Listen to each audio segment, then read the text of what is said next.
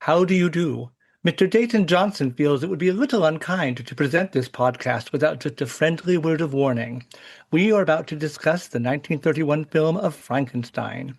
It is one of the strangest films ever made. It deals with the two great mysteries of creation, life and death. We think we will thrill you. We may shock you. We might even horrify you. So if any of you feel that you do not care to subject your nerves to such a strain, now's your chance to, well, we warned you. Open the pod bay doors, Hal. I'm sorry, Dave. I'm afraid I can't do that. Mugwump Tower, this is Albatross 1-3, requesting permission to land. Over. I don't need a computer to tell me how to land a damn airplane. 6. Heads-up display, check. 5, Lasers, check. 4, Particle beam, check. 3, Photon bolts, check. 2, Chair control, check. 1. Let's do it. Broadcasting from a secret underground location somewhere in Mos Eisley. This is the Docking Bay 77 podcast. Make yourself comfortable. The show is about to start. Welcome to the Docking Bay 77 podcast. I'm Robert Burnett. I'll be your host tonight. And joining me in our second episode of our Universal Monsters series are two merry villagers. I have Herr Hoffman, Scott Hoffman from a Film by Podcast. Hello, Scott. Hey, good to see you again. And I have Beggarmeister John Wright, artist extraordinaire who can create life on paper. We're going to be talking tonight about another 1931 Universal classic, kind of the bookend to Dracula from our previous episode, Frankenstein.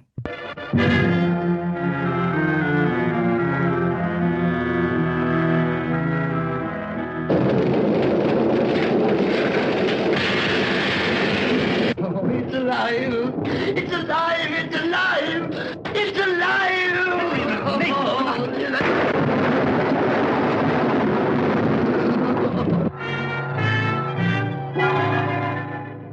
When this dead hand moves, the monster created by a man they called Mad is turned loose to strike terror into the hearts of men.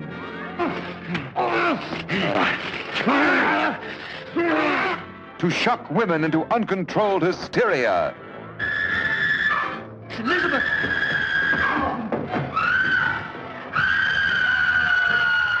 To prey upon the innocence of children. This is the story you've heard about, talked about. The spine-tingling, blood-chilling story that stuns your emotions. Frankenstein. Don't touch that!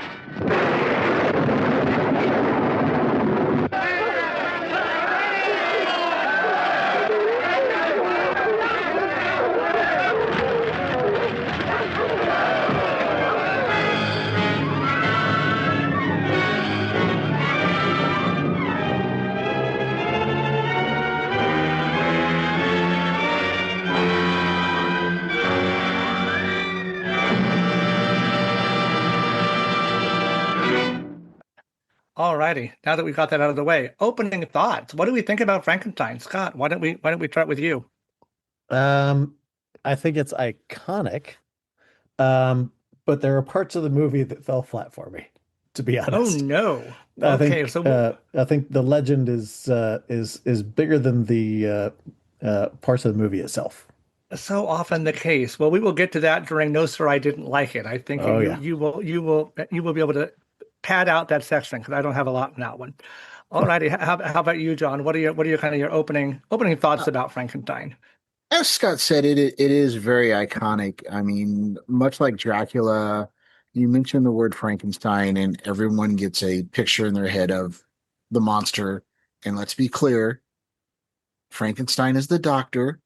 Mm-hmm. He is not the creation, but we'll forgive you this time. But everybody gets an image of Karloff portraying the creature.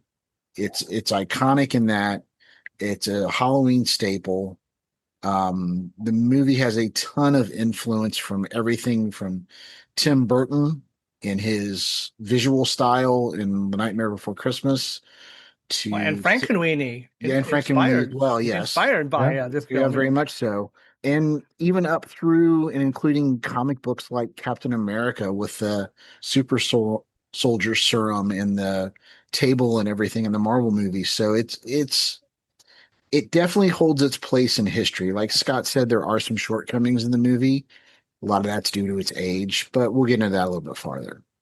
Shortcoming due to age, I can relate. Yeah, I agree with both of you. It is absolutely iconic. And although I think it is vastly superior to Dracula in a lot of ways, and we can talk about that some more too. Speaking of things that it influences, along with Tim Burton and so much else, I just saw a thing tied into the new Lilo and Stitch remake that was talking about how Lilo and Stitch was influenced by Frankenstein. I had never thought about it, but like mad scientist creates creature that is prone to evil, and it gets loose, and then it causes havoc and so on. And I had never, in all my years of Disney and Universal Horror, had never made that leap. And I'm not sure I 100% buy it, but I thought it was interesting, at least. The things you can see when you watch TikTok. Anyway. We are going to go back in time to the early 1800s and learn a little bit about the novel that this film was based on and all its spin-offs and knockoffs and rip-offs. So, Scott, what can you tell us about Mary Shelley and Frankenstein? Yeah, so far before Lilo and Stitch. Here's the interesting backstory I found behind Frankenstein. Most people picture the classic 1931 Universal monster when they hear the name, but it actually started, as you mentioned, with Mary Shelley, who wrote the original novel when she was just 18 years old. She came up with the idea during the summer of 1816 while staying with her future husband, Percy Shelley, and their friend Lord Byron at a villa near Lake Geneva. It was one of those endlessly stormy summers, thanks to a volcanic eruption the year before, that messed with the global climate, so they were stuck indoors. Byron suggested they each write a ghost story to pass the time, and Mary ended up having a vivid nightmare about a scientist who creates life and is horrified by what he's done. That dream became the foundation for Frankenstein. The novel was published in 1818, anonymously at first. A lot of people assumed Percy Shelley had written it because of the philosophical tone, but it was all Mary. When people eventually found out that she was the author, there was a mix of admiration and shock, partly because it was unusual for a young woman to write something so dark and complex. Over time, though, Frankenstein gained a serious reputation. It wasn't just a horror story. It was seen as a meditation on science, ambition, and isolation. Fast forward to the 1920s. There was a British stage adaptation written by a playwright named Peggy Webling, first performed in 1927. That version of the story stripped away a lot of the novel's introspective layers and leaned into the horror angle. Universal Pictures bought the rights to that play, not the novel itself, and used it as the basis for their 1931 film. The studio was already having success with Dracula that same year, so Frankenstein was the natural next step. It had name recognition, gothic atmosphere, and a terrifying central figure, everything the studio was looking for to build its stable of monster icons. So while the creature we see on screen is very different from the one in Mary Shelley's book, the emotional and philosophical roots are still there. It's amazing to think what started that rainy day as a writing challenge and ended up launching one of the most iconic characters in horror history. Indeed. And because I love falling down rabbit holes, I love that there's a whole subgenre of movies about that summer and that incident where they were all challenged to write a ghost story. And in fact, one of the other members of the party ended up writing an early vampire novel that they can't connect to Dracula, but it was 70 years before Bram Stoker. He wrote something called Vampire. With a Y. Anyway, so I got really excited way back in the day. I'm a huge Ken Russell fan. He has his flaws for sure, but he did a movie in '86 called Gothic that was about Byron and Shelley and Mary Shelley in that haunted summer. It is super over the top because it's Ken Russell, but it's got a great cast: Gabriel Byrne and Julian Sands and Natasha Richardson. Because it was the '80s, Thomas Dolby did the soundtrack. What? Whatever. It's very campy, very Ken Russell-ish. I like it a lot. Knowing that going in, if you're not a Ken Russell fan, you may think it's silly. Meanwhile, a year later, Haunted Summer came out, another film version with Eric Stoltz, Laura Dern, and Alex Winter, among other people. So kind of a whole different casting palette than all the classically trained British actors. We had a whole bunch of Americans. That one, I also saw it was very earnest and dull and tried to be very respectful, and it was not nearly as interesting as Russell's version. And I understand there's been two or three other films about just the writing of Frankenstein since. There was a movie a couple years back called Mary Shelley.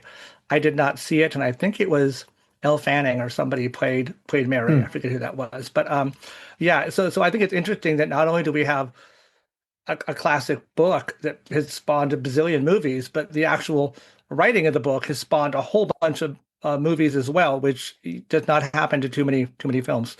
The poor authors always get shortchanged. But all right, so we have a classic novel. It's poking around for another 100 years, never going out of print.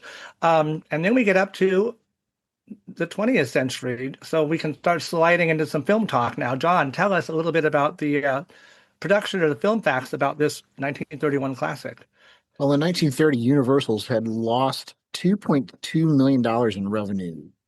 But within 48 hours of Dracula opening on February 12th, 1931, they had sold 50,000 tickets. The momentum from the movie netted them a $700,000 profit, the largest of Universal's 1931 releases, and immediately greenlit more horror. Carl, and I'm going to mispronounce his name, I'm sorry, Laemmle Jr. announced the immediate plans for Frankenstein, following the success of Dracula. And interestingly enough, wanted to cast Lugosi to play Frankenstein. Lugosi, however, was under the impression he would be playing the doctor. He wanted a speaking role, but the producers had other plans, wanted him cast as the monster. There is a lot of speculation as to whether or not he tanked his performance to get kicked off the movie, or he refused to perform. There is apparently 20 minutes of footage of Lugosi as the creature. There is also speculation that the creature resembles the golem from Jewish folklore. But the effects director had stated that no, he wore the same makeup as Karloff did, but it just, for whatever reason, didn't work out. There was initial director of Robert Foley, who was later replaced by James Whale. Whale was very much the impetus behind the casting of Karloff because he liked his looks. Said he looks like an odd man. Frankenstein is really known for the electrical effects, especially in the creation scene. Those were designed by Kenneth Strickfaden. And they're pretty much iconic in their own right. Anytime you think of a mad scientist scene, you think of these massive Tesla coils and electrical doodads and gizmos. And it was all made from junk he had in his garage. Sounds safe. Yeah. I mean, well, it must be because they were used over again and again and again, including Mel Brooks actually commissioned them for Young Frankenstein. The film opened in New York City at the Mayfair Theater on December 4th, 1931, and grossed $53,000 in 1 week. Now, things weren't all bad for Florey and Lugosi. They were later given Murders in the Rue Morgue as a consolation. Lugosi would eventually play Frankenstein in Frankenstein Meets the Wolfman about a decade later while his career was in decline. In the original shooting script, the monster spoke, canceling Lugosi's initial objection to the part, but his film dialogue sequences were cut prior to release, along with the premise that the monster was blind, which of course leads to the iconic image of Frankenstein with his arms outstretched, lumbering. Frankenstein was followed by a string of sequels, beginning with The Bride of Frankenstein, a far superior film in my opinion. The Son of Frankenstein in 1939. Son of Frankenstein presented Basil Rathbone as a Baron von Frankenstein and Bela Lugosi as bearded hunchback Igor. The Ghost of Frankenstein was released in 1942, featuring Lon Chaney Jr. as the monster, taking over from Karloff. Once again, Lugosi plays Igor. The fifth installment, Frankenstein Meets the Wolfman, was released in 1943, starring Bela Lugosi as Frankenstein's monster and Lon Chaney Jr. as the Wolfman. The follow-up, House of Frankenstein, in 1944, Karloff returned to the series, this time playing the Doctor. The monster was portrayed by Glenn Strange. Chaney Jr. returned as the Wolfman. Dracula was also featured in the film, played by John Carradine. Its sequel, House of Dracula in 1945, featured the same three monsters with the same three actors. And there are countless sequels to Dracula, countless spin-offs. There was a great one back in the mid 90s, I believe it was, Mary Shelley's Frankenstein, directed by Kenneth Branagh, which follows the novel much more closely than this does. There was a great one in 1948, Abbott and Costello Meet Frankenstein, in which Dracula attempts to steal the brain of Abbott to put in the body of Frankenstein, all the way up to and including my personal favorite, Young Frankenstein, and the 1960s television series, The Munsters. Fantastic. Cool. I will probably talk about James Whale more when we get up to Invisible Man in another episode, but going back to the idea of these movies being made about this movie, of course, Yes. one of my favorites, and I talked about it on this podcast before, is Gods and Monsters, with Ian McKellen playing James Whale, and flashbacks to the filming of Bride of Frankenstein. Fantastic movie in its own right, and it makes a nice bookend to Bride of Frankenstein as well.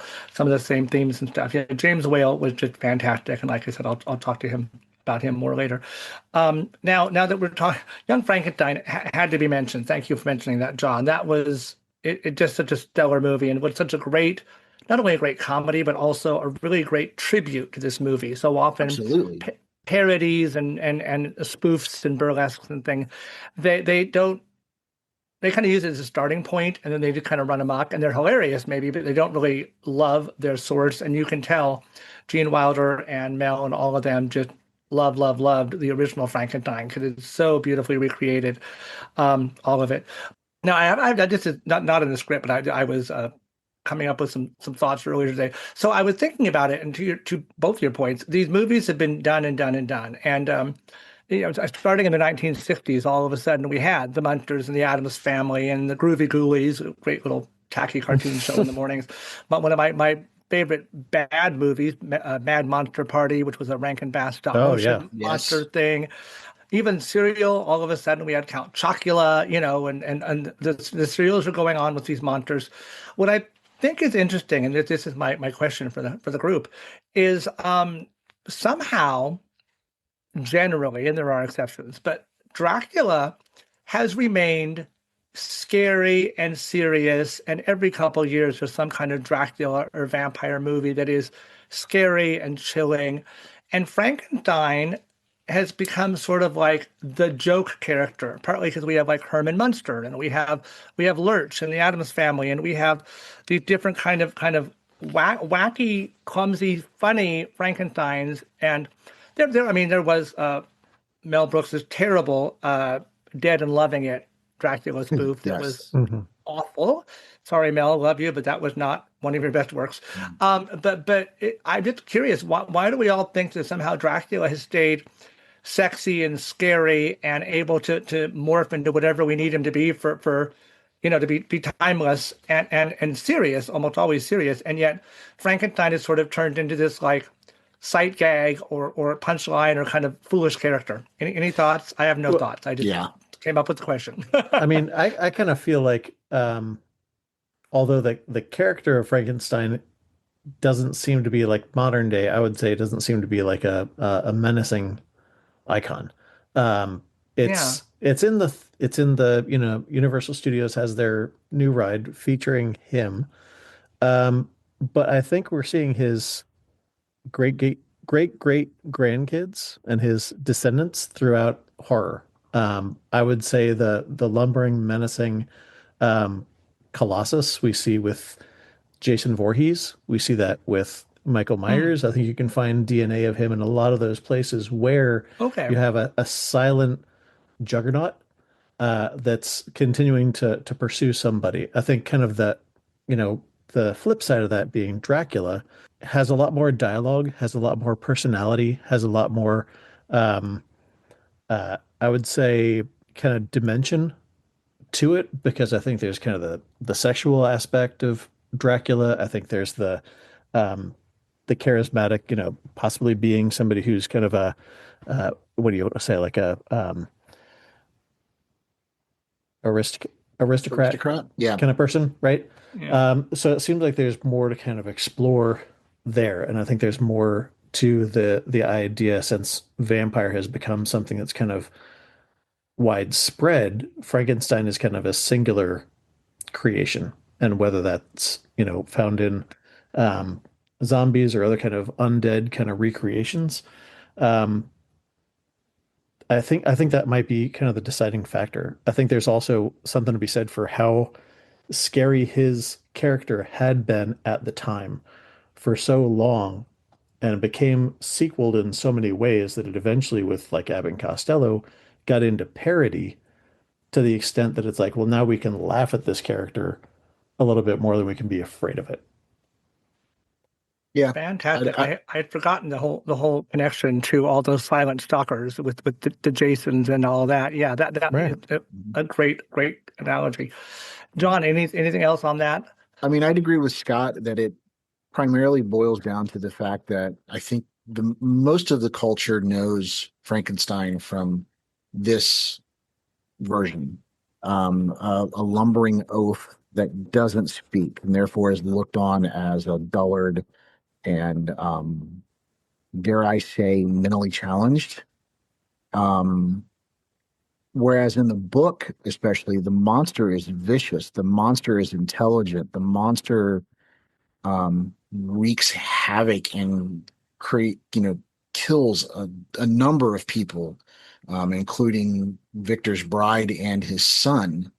But people don't know that version, so they think Yeah. of this version. And this movie in particular, at times portrays a very gentle creature Mm-hmm. that just doesn't know. This is simplifying things a bit, but just doesn't know its own strength and just doesn't know right from wrong.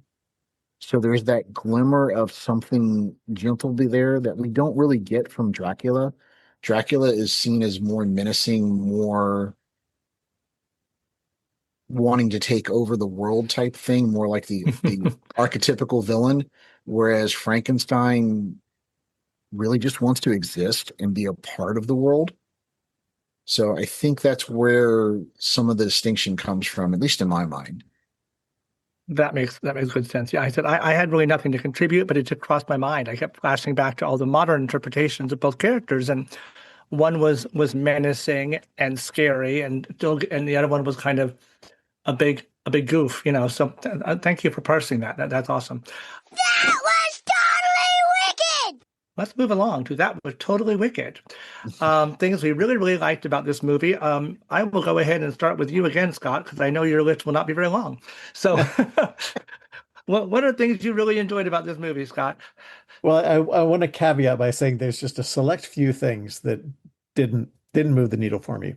Okay. What did is from the beginning. So I'll just admit this is the first time I've watched this movie all the way through.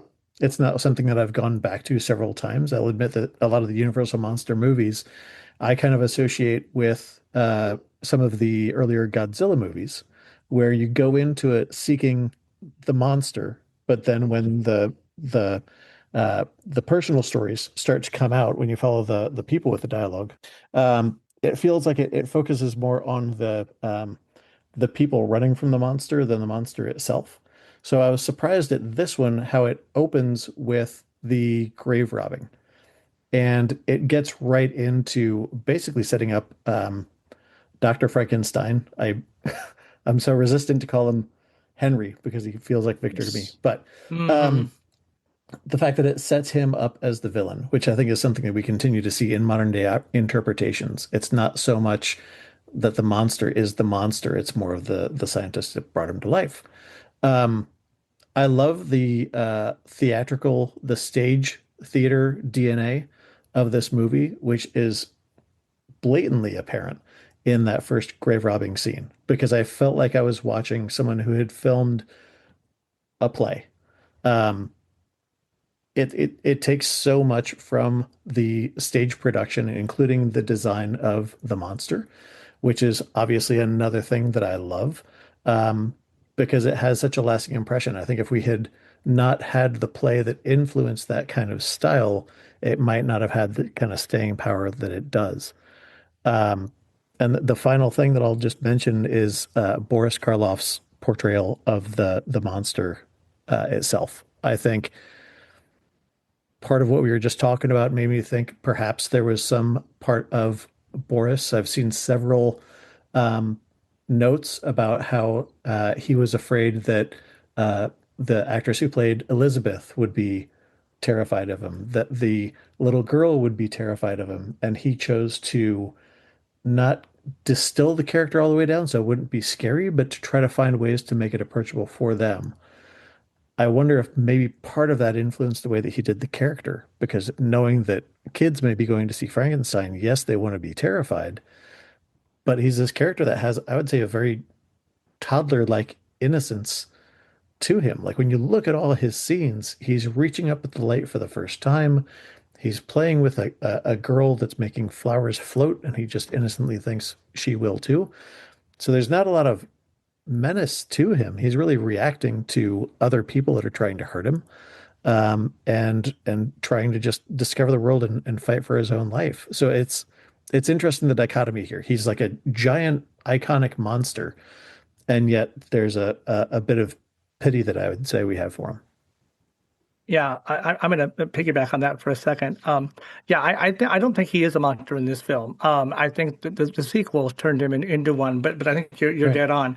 I think it's funny that you mentioned that you felt like, especially the opening was very stagey. It is, and in fact, James Whale, this was only his fourth movie. And he had been brought to Hollywood just a year before. That was back when the directors were doing 2 movies a year and not like 2 a decade. But so he was brought to Hollywood in 1930 because he'd done a stage play about World War I called Journey's End. There was a huge success in London. Then he came to New York. It was a huge success in New York. Hollywood grabbed him up, and his first film was a film of Journey's End. And it's very, very stagey, very little camera movement. Just it looks like he just kind of was in a proscenium and stuck a camera down and went for it. Colin Clive, our Henry Frankenstein, is in that one too. He brought him along with him. But it was in just a few films. Whale picked up, I think, on cinematic language, and that's one reason why I like this film a lot. I'll talk about that. But also, you were talking about like who is the monster? Is it Henry/Victor, or is it the creature? If you get a chance, and it's tough to find, about 10 years ago, the National Theatre in London did the stage play. It was an adaptation of the original, but a stage version of this with Benedict Cumberbatch and Johnny Miller. And they alternated. One week they would be the monster, and the following week they would be Victor/Henry. I think it was Victor in that production. And so it was kind of a stunt where each actor played a different version. They filmed it, and it shows up on Broadway HD and on different things from time to time. And they actually filmed both productions, but the poster art and the whole premise of it was, who is the monster? I mean, that was kind of the playwright's intention, is they investigated it. So the artwork for the poster has, Cumberbatch on the left morphing into Johnny Miller, and then below is Johnny Miller morphing into Cumberbatch, and That's so cool. And when they portrayed it, they both borrowed movements and gestures from their counterparts' performance, so that it was kind of weird mirror-ish thing. I saw it in a movie theater when they were screening it with Cumberbatch playing the monster, and it was really fantastic. But I think you're absolutely right. That's cool. It's not like some of the other horror movies where you're like, there's the good guys, there's the really bad guy. And this one, it is a teeter-totter. You got to really think about who's who. John, what were some things that you thought were totally wicked in this movie? Totally wicked for me is the visual styles. Like Scott had mentioned and you had mentioned, it's very much a stage production, and you can even see that in the backdrop in the opening scene, which is used time and time and time again. You can see the folds in the curtain. Yeah. But that's okay, because unlike Dracula, which was also a stage performance, by giving me that, it in a way lowered my expectations to make it okay. I'm watching a filmed version of a stage production, is what was going through my mind. But there's some subtleties, like in the tower that Henry is conducting all his experiments in. It still bugs me to call him Henry. Um, the bars, the shadows of the bars, the lights on the wall, those are not real. Those are painted on the backdrops. And it is amazing the amount of artistic detail that is in this movie. Now, there's some German expressionism because if you look at the architecture of the tower that Henry is doing his experiments in, there's no way in the world that tower is built like that on the outside as it is on the inside. But it's still very cool. It's very over the top. It's very angular. It's very. I've heard people say that it's like supposed to represent the madness of his mind while he's conducting these experiments and how he kind of trapped himself away in that. So there's a lot of really cool visual stuff in this from the monsters, and I hate calling him the monster. I like to refer to him as the creature. I've even referred to him in discussions as Adam because I believe he refers himself that way in the book at one time. But like I said in my intro, it's so iconic, the look of this character that Karloff made, that to see it any other way is almost a disservice to the character at this point. But again, visuals, me being a visual person, I absolutely love that about this movie. Fantastic. And again, all of our likes seem to sort of fall into the same areas. Yeah, I think the filming of this is great. And you both called it stagey, and I think I don't agree. I get what you're saying, and of course that poor Psyche in the background that with the clouds that have wrinkles, it's sad.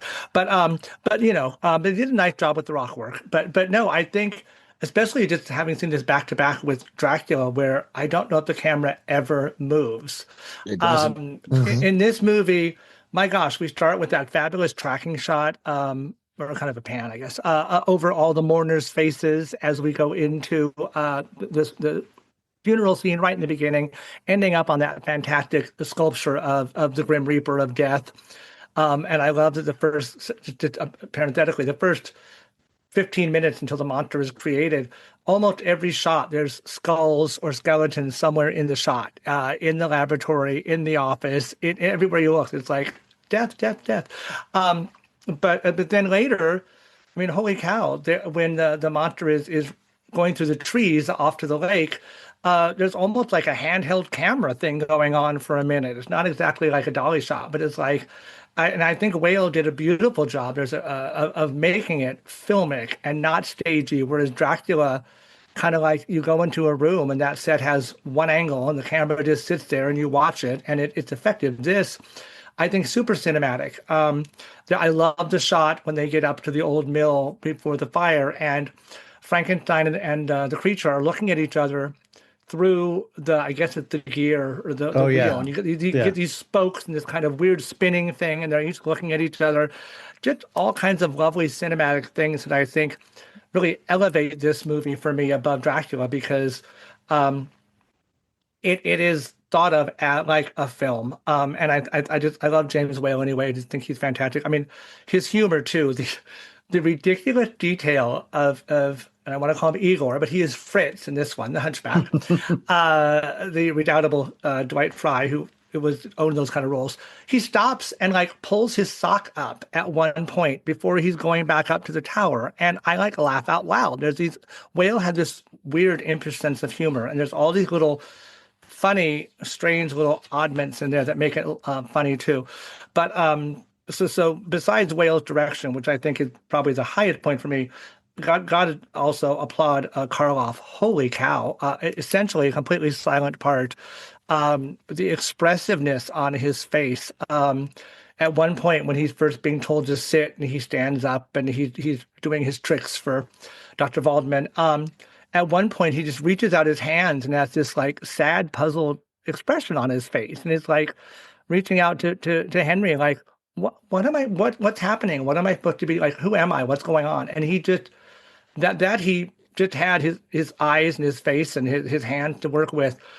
Just a sublime performance, and so empathetic, which I was toward him. And Yeah, I never thought he was evil or wronged at all. I mean, someone started poking a torch in my face, I'm gonna be pissed off too, you know. So, but he almost does nothing out of malice. I mean, even he initially, I mean, he grabs Henry when Henry is wounded and he sees the blood. Of course, later he throws him off the roof of the windmill.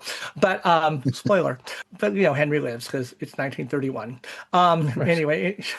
That would have broken my back, and I probably would have had a heart attack before I hit the ground. But anyway, he was convalescing in the next shot, so it's all happy ending. No, but Karloff's performance is super, super, just nuanced and subtle, and just the little smile he smiles when the little girl is starting to play with him. It's just heartbreaking. It's just lovely, and I think what could have just been a wooden kind of stiff performance, no puns intended, but it ended up being something that really transcended the movie and made it, again, so much better than Dracula, not to make comparisons, but really just a standout of what it is. And when we get to Nostra, I don't like it. There are some faults, indeed. In fact, let's segue in that direction, unless anybody has any more things that think that they really like about the movie they want to call out. Just two things I want to mention. One, I love that you mentioned that shot at the mill where they can see each other from either side of that gear. It made me think of a zoetrope. Thinking that there may be some kind of meaning there that I just don't have the energy to dig into what that could be. But I thought that was kind of an interesting use. I also just want to point out animation. Right, zoetrope. It brings things to life. It creates animation. So Henry brought Frankenstein to life. Thank you. Anyway, I don't know. I don't know if that's what they intended, but that's what I'm saying. And I love the fact that it's the first movie to use that Castle Thunder sound effect. It was also so iconic for several years. So I got to give it credit for that. I'm a little over that though, because I have the big legacy set of all the Universals with all the bonus features and 4-disc to everything and all that. And the menu screen for Frankenstein is that peal of thunder and, you know, right. I think a wolf howls a minute later, but I would put the disc in to watch it one more time before tonight. And then I had to break away, and it was just like, you know, it was like every time you're like, oh, that's enough. Every 20 seconds, I was like, okay, stop. Anyway. Yeah.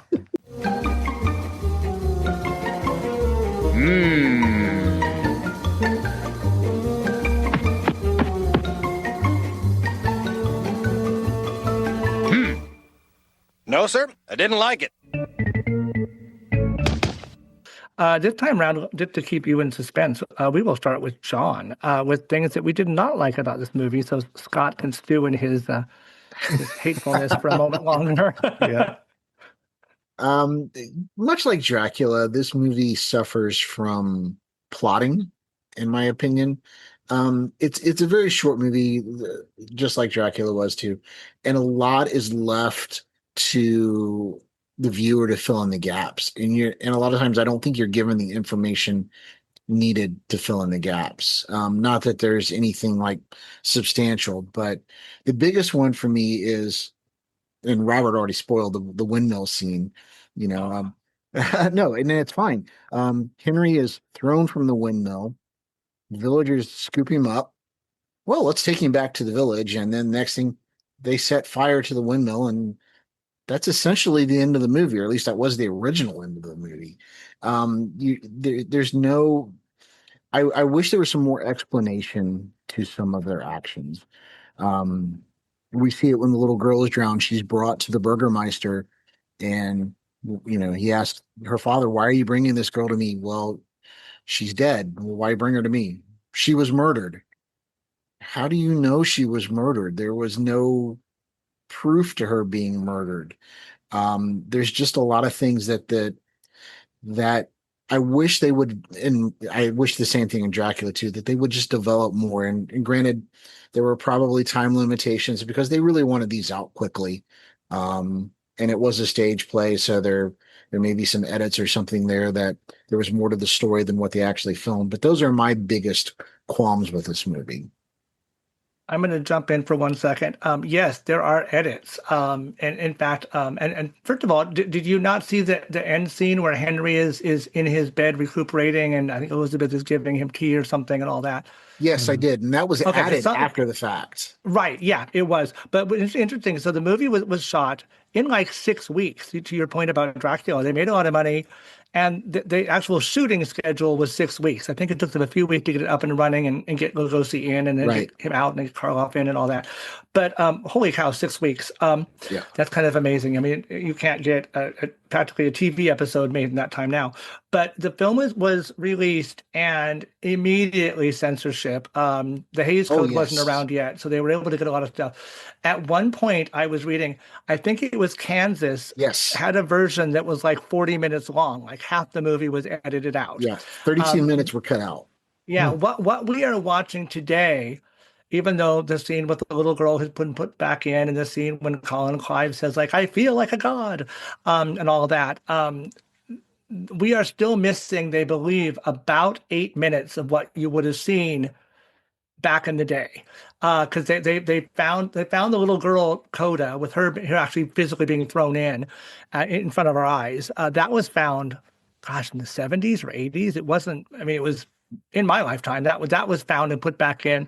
They keep finding little bits and pieces that had been snipped out, but they from reviews and running time and the shooting schedule Bible thing they had.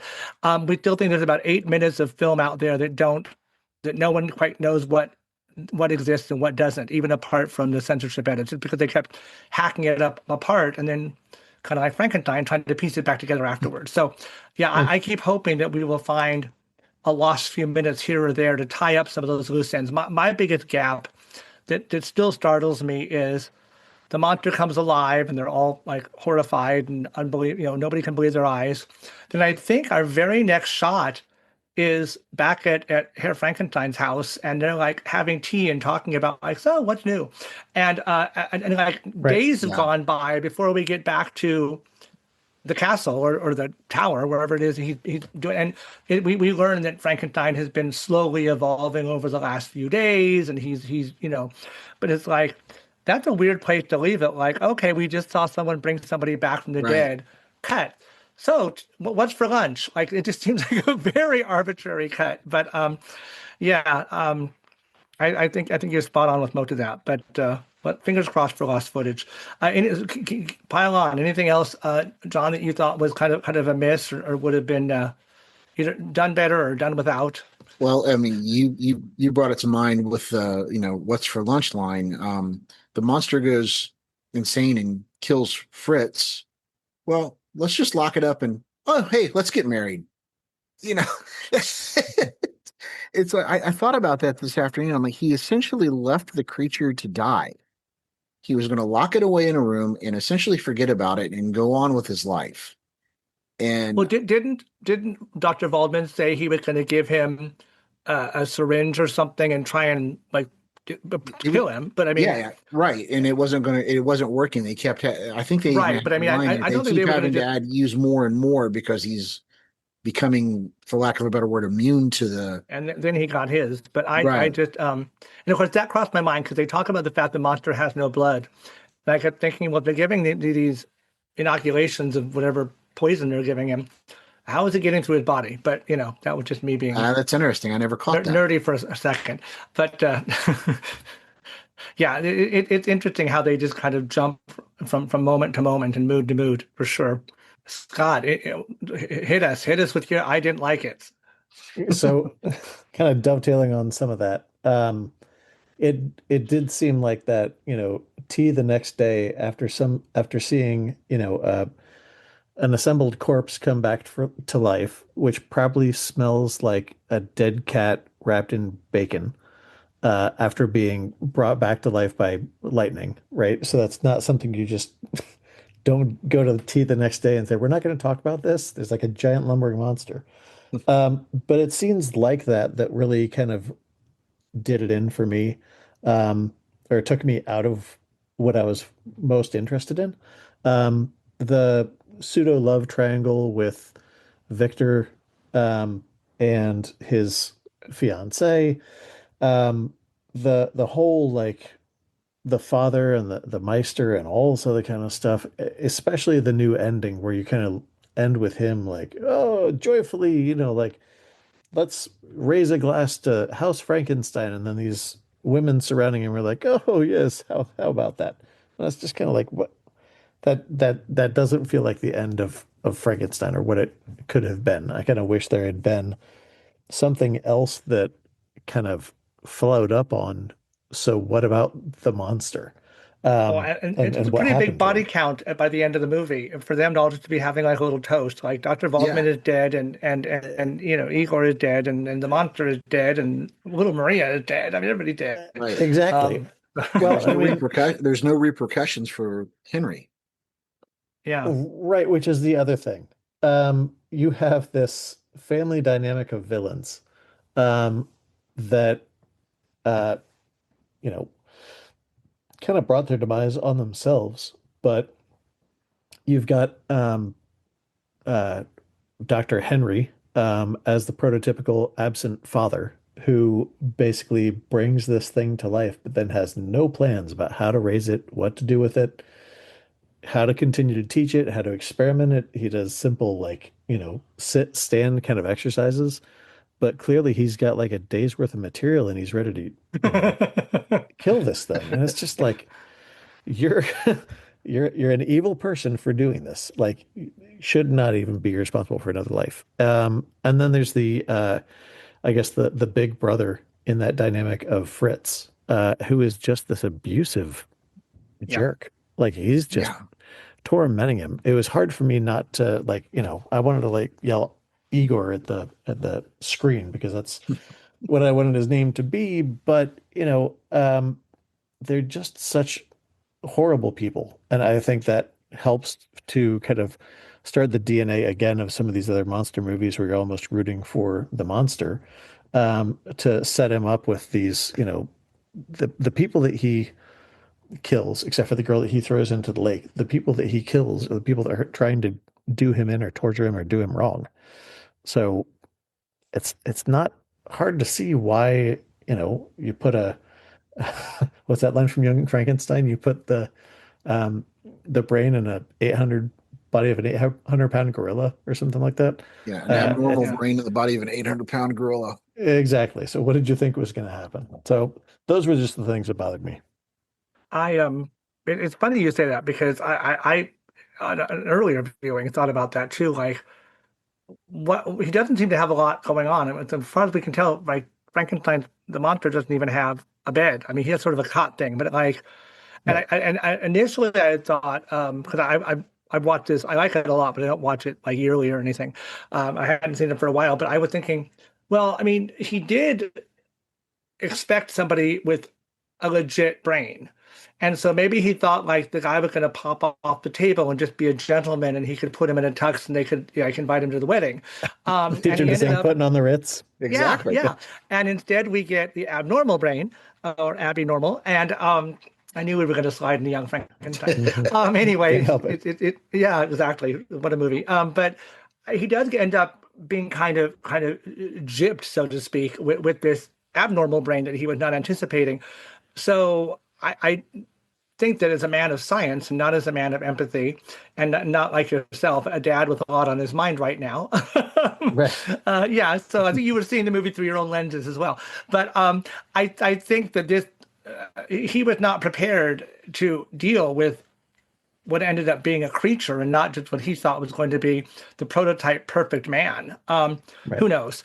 Though that was one of my notes where I don't like it, and I'm going to countermand this in a minute. But when all of a sudden the doctor says, "Well, no, he doesn't have a normal brain. He has an abnormal brain. That was the one that got stolen," and Henry goes, "Huh."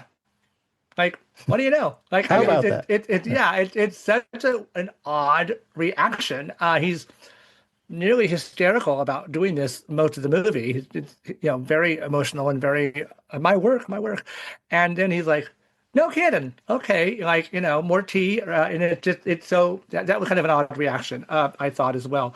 Yeah, my biggest qualms with the movie myself are just that it is of its period, and I love old movies from the 30s, and the early 30s, like 31, 32, are very different even than from like 35, 36. I mean, within, gosh, not even 10 years, we're going to have Gone with the Wind and all these amazing movies that hold up perfectly today. The early 30s movies are kind of clunky, and with continuity, with performance and acting styles that are different than what we're used to. I kind of love that era, so I'm more immune to it, and it doesn't bother me as much. I have younger friends who literally will say, "It's in black and white." I don't watch black and white. Okay, whatever. I can do black and white. I can do stilted, hammy acting a little bit because I kind of understand the context. But I did find in this movie, and I want to partly blame it on the censorship, but issues I mentioned earlier. But the editing in this is just odd.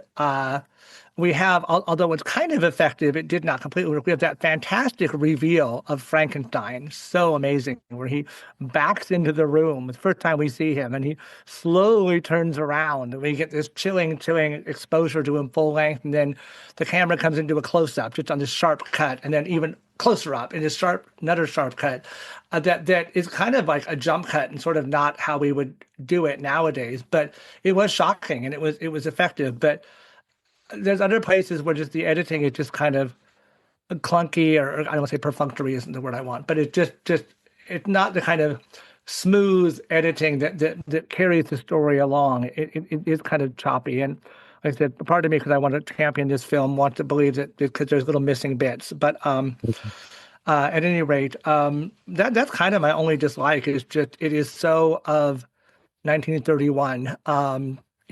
Just in how it is filmed, and some of the actors, some of them are more naturalistic, but some are very kind of hammy and not great.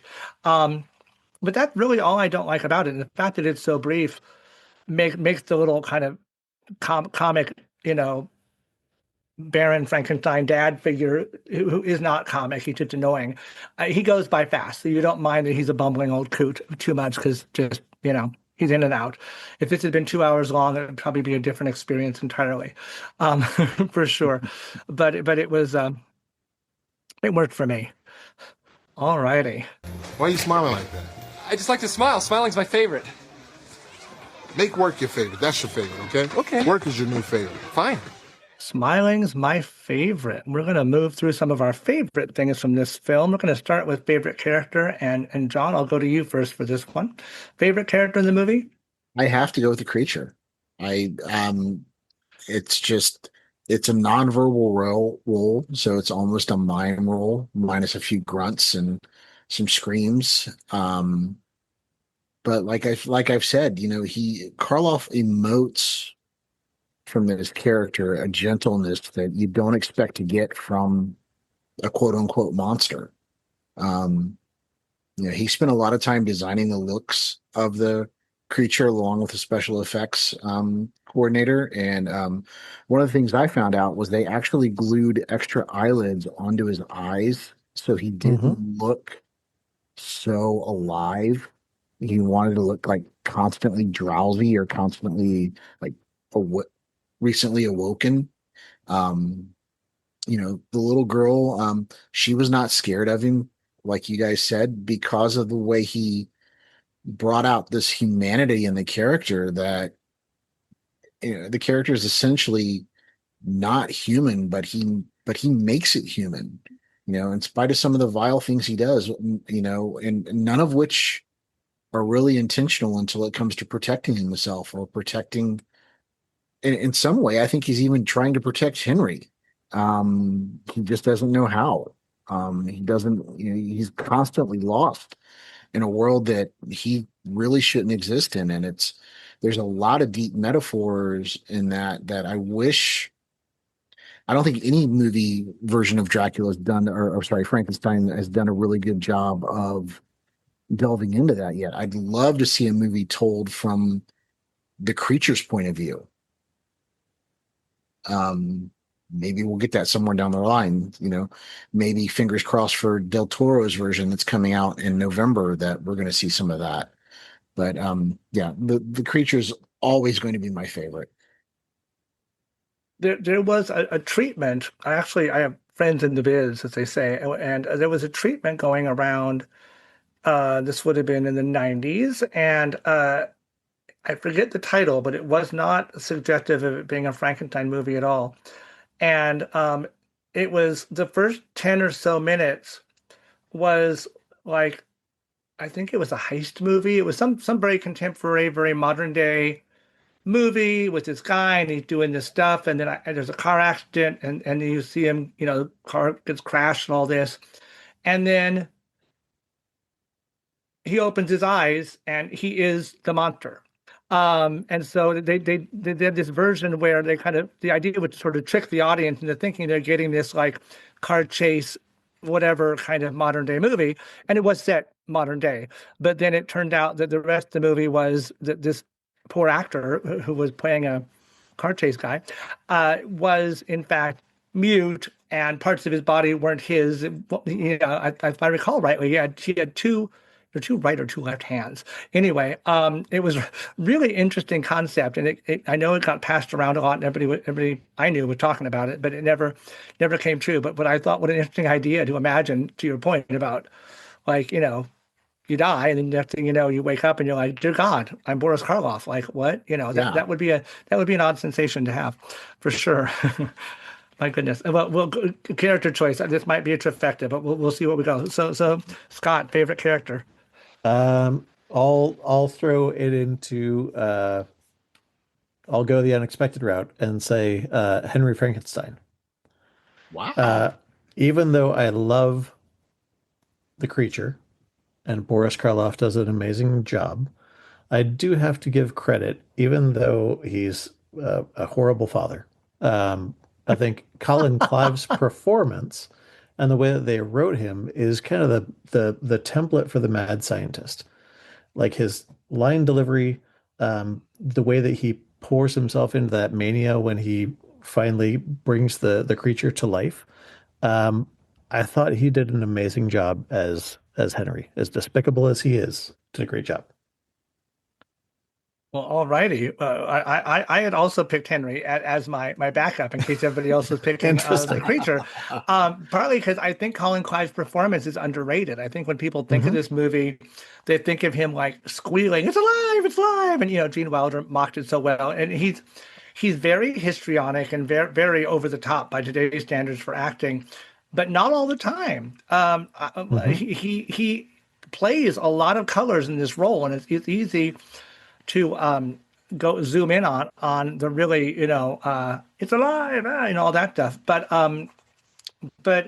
it's balanced. I think it's a really good portrayal of this person who is a gentleman and a man of science, but he's also obsessed, and so you get to see the obsession, and you get to see what seems like actual affection for his bride to be. So it's.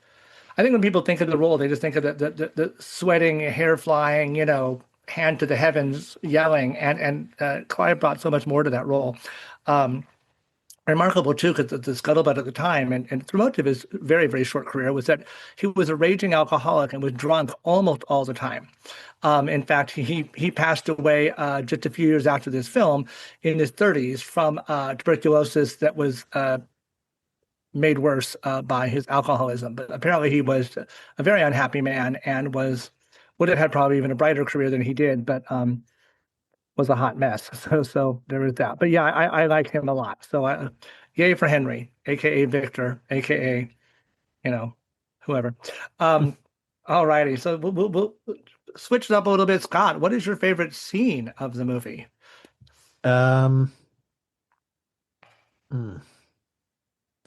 I know I probably should say the lab in the moment of creation, but I'm probably going to go way, way back to the beginning. I think that opening scene at the grave does a great job of setting up the kind of the menacing nature of Henry and Fritz with the grave robbing. I think it's done to great effect, and it's the one that took me most by surprise.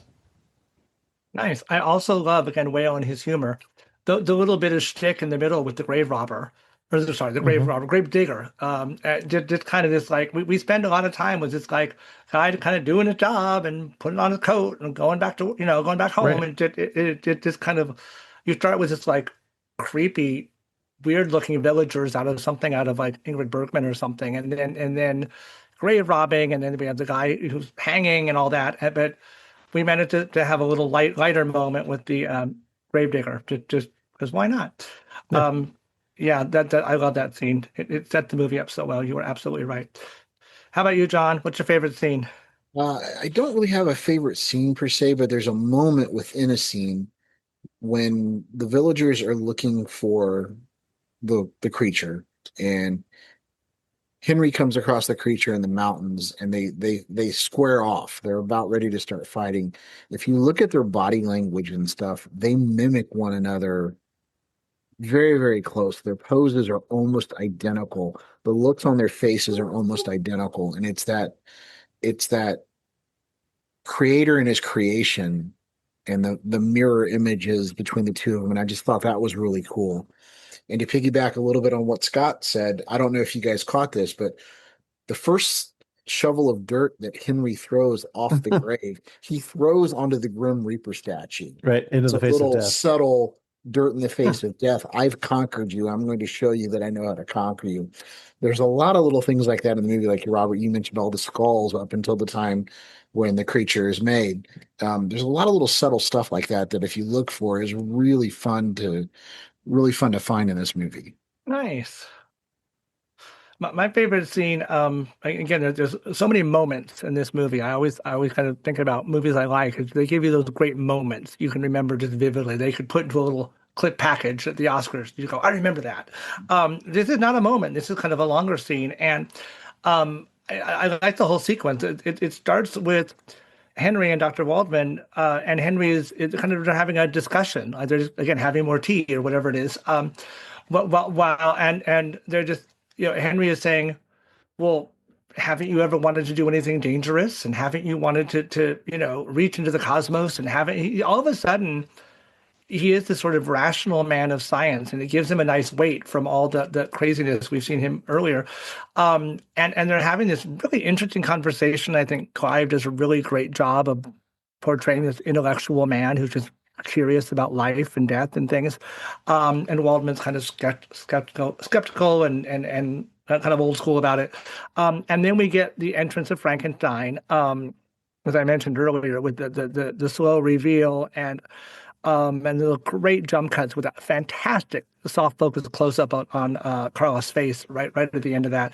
That whole sequence just going from this matter of fact conversation to all of a sudden this monster arrives and the whole dynamic of the room is changed, and then we're getting the circus tricks with sit and stand and all that. But I like that scene a lot because it's kind of a little bit of breathing room after the creation of the monster, and it gives you time to actually kind of get to understand the characters of Dr. Waldman and Dr. Frankenstein a little bit more than if it was missing.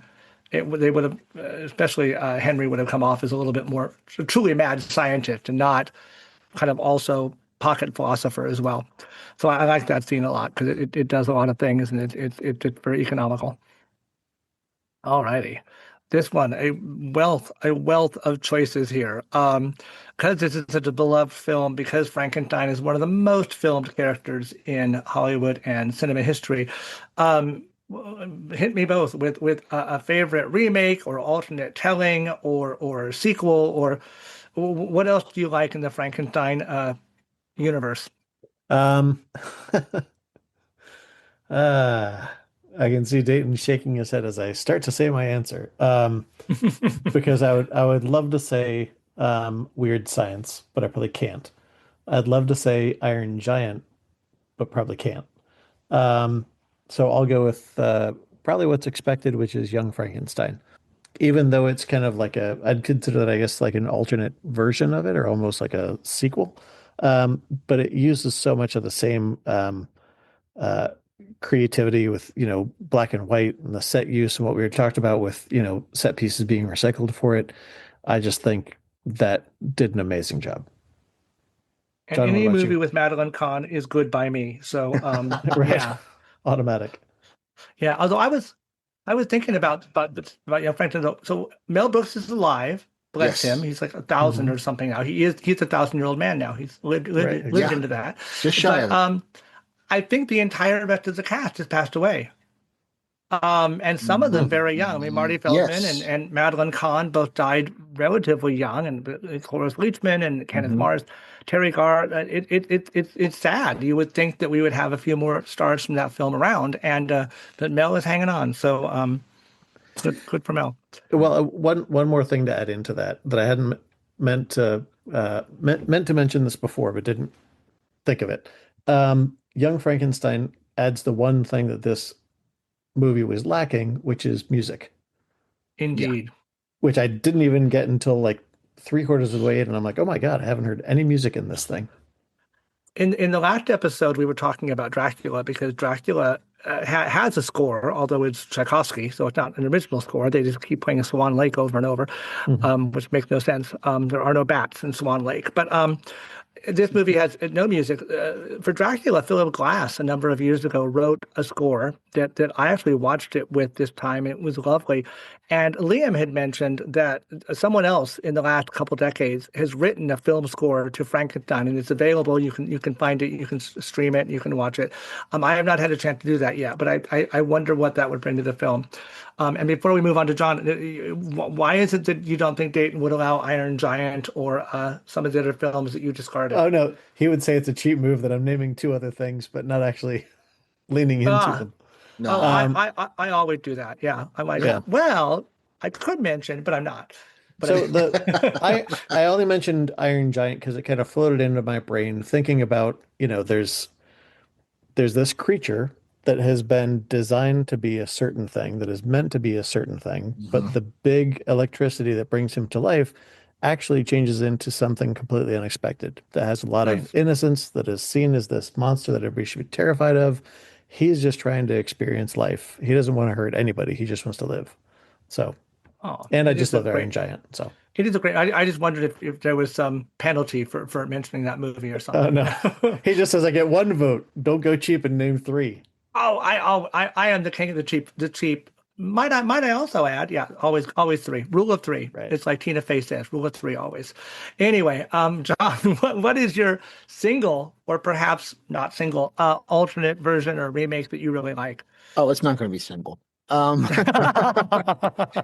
Like you and Scott have both mentioned, and I've mentioned numerous times, I'd be remiss to not say Young Frankenstein. I love that movie. I can quote that movie backwards, forwards.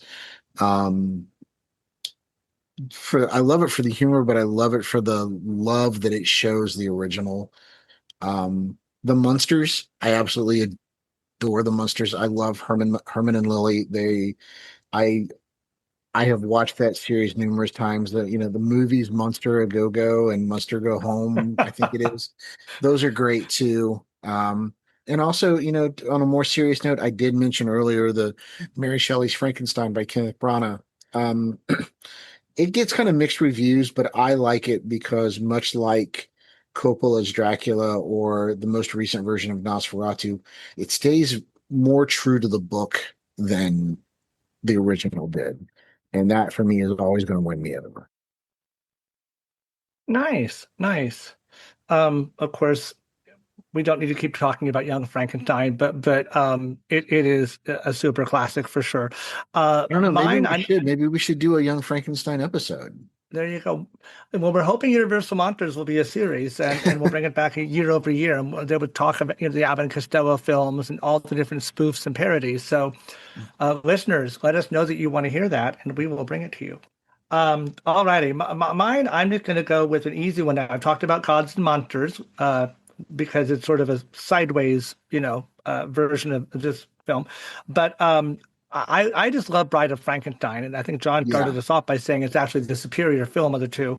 Also, James Whale still directing, but even more James Whaley. The movie is just better in almost every way it can be than this one. Although this is a classic, Bride of Frankenstein is my favorite of all the Frankenstein things to watch that I will watch over and over.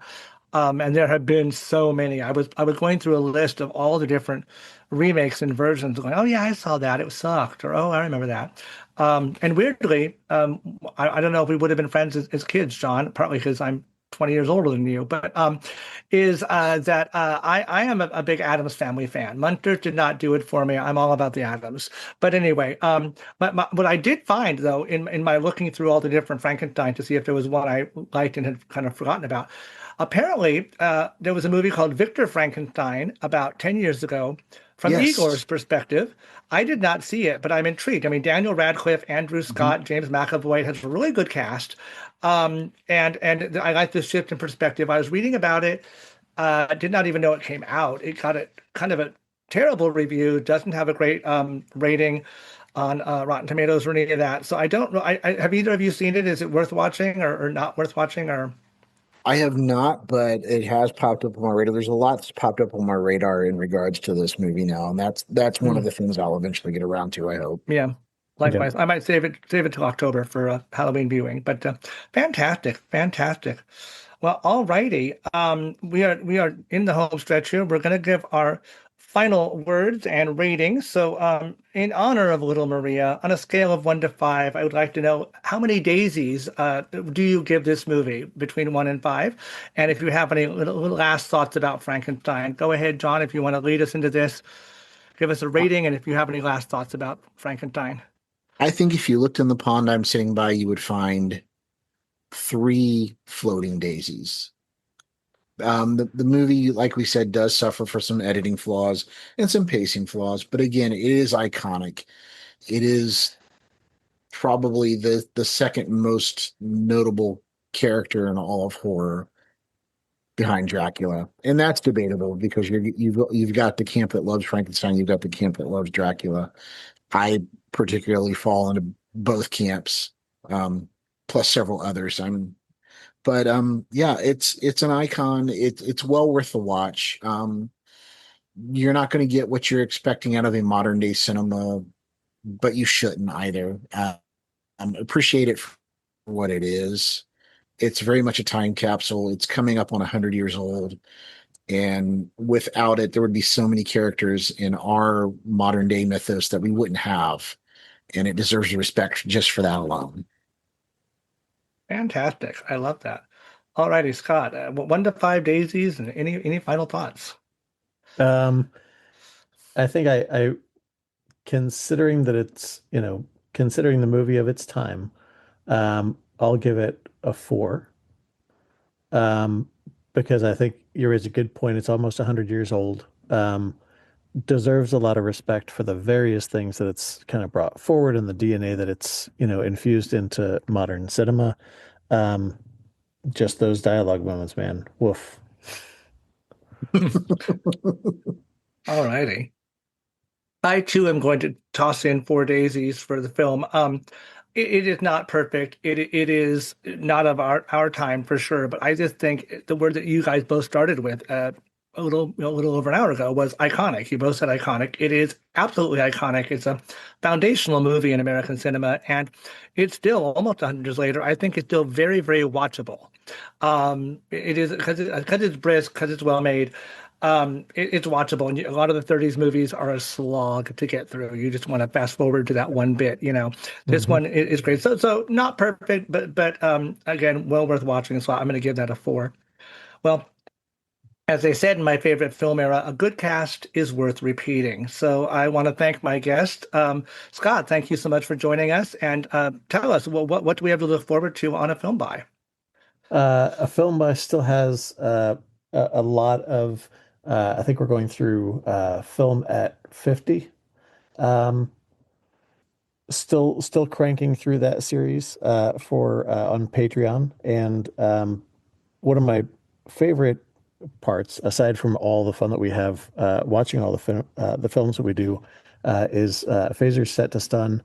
We're in Strange New Worlds right now, and I think there's a lot of a Trek love there that I'd love to talk about. Fantastic. I know that we will all want to give that a listen. Thank you, John, for joining us as well. And I understand you have a special message for our listeners. I do. I want to do a little something special for this series, being that I'm a huge Universal Monsters guy and a quote unquote artist, and I use that term very loosely. So I'm going to announce tonight, for listeners of this podcast, please like this page if you haven't already. Please like my page, JW Art Studios, and please comment on at least one of these episodes this month. At the end of the month, Date and I are going to get together. We're going to draw a winner. That winner will get a free 11 by 17 full color sketch of their favorite Universal Monsters creation by me. This is something that I normally charge $250 for. I'm going to give it to you guys for free, just for liking and following this page and liking and following my page. That's awesome. So generous. Thank you so much for that, John. I can't wait to see what you create, what you bring to life for the lucky listener. That's fantastic. And speaking of listeners, I want to thank all of you for listening to us as we boo and roar our way through these Universal Monsters. We have 2 more episodes coming up that are going to be fantastic. If you want to know what they are, of course, follow us. We are on all kinds of social media, Facebook, Twitter, Blue Sky, Discord, and of course on YouTube. We have a new series there of host favorite top 7s and just random things that are kind of fun to watch. If you aren't on Patreon, you should be. There's extra bonus things you can get there. For as little as $1 a month, you can have access to unedited episodes and all kinds of silly fun stuff that we like to do. Upcoming, after Universal Monsters wraps up, hang on to your brains. It's going to be zombies. So watch out for that. That'll be coming down the road. And of course, as we always like to say, remember, physical media is always better. Thanks so much. Thanks. Thanks. Ta-da.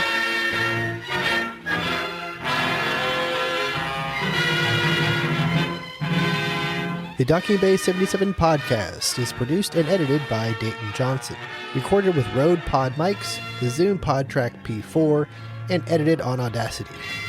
Opening music provided by Eric Jason Brock. You can find him on YouTube and Bandcamp. Thank you for listening.